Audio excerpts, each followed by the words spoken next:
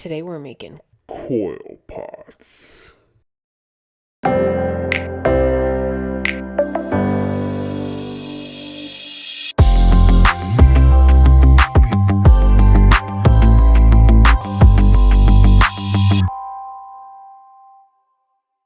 get started on our coil pots, you'll want to consider what shape you want it to be.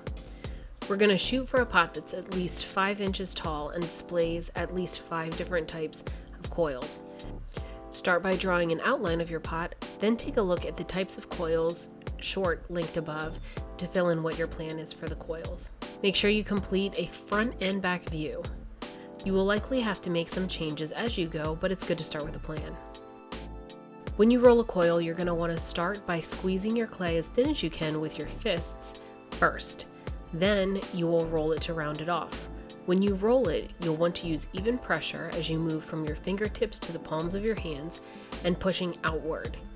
If you create a spot in the coil that's too thin, you can move your hands together, but my preference is to roll the other portions of the coil and avoid that particular spot, because trying to build up a part of the clay can often result in gaps elsewhere for beginners. Whenever your clay doesn't roll easily, you'll want to give it a little twist and continue to roll. Twisting your coil periodically will ensure that it stays round.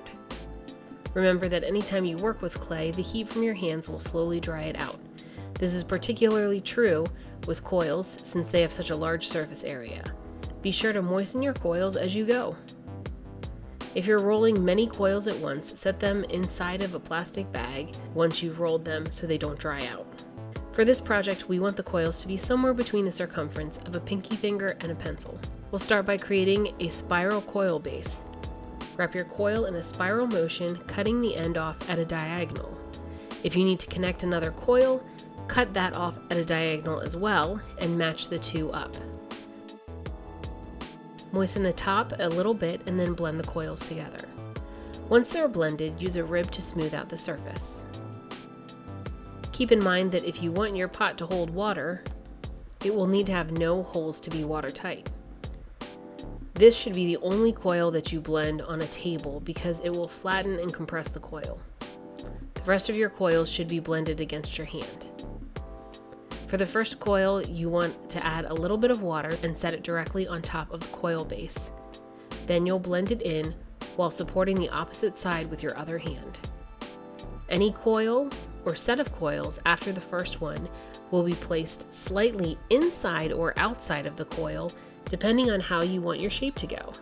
If you want your pot to become more narrow and curve inward, you'll place the coil closer to the inside.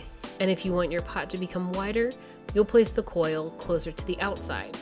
Since the blending is what holds the coil in place, you'll want to do it well. You don't need to score and slip for this method, but adding a small amount of water will help adhere the blend more easily. If the last coil that you used has been sitting for a while, or if you have a designed block of coils to add, you might want to consider scoring and slipping just a little bit for added stability.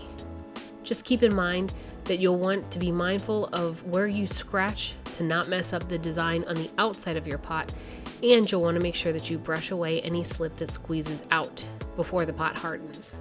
If you have any unwanted holes, consider using some rolled up spheres. It'll fill in the hole while also looking decorative.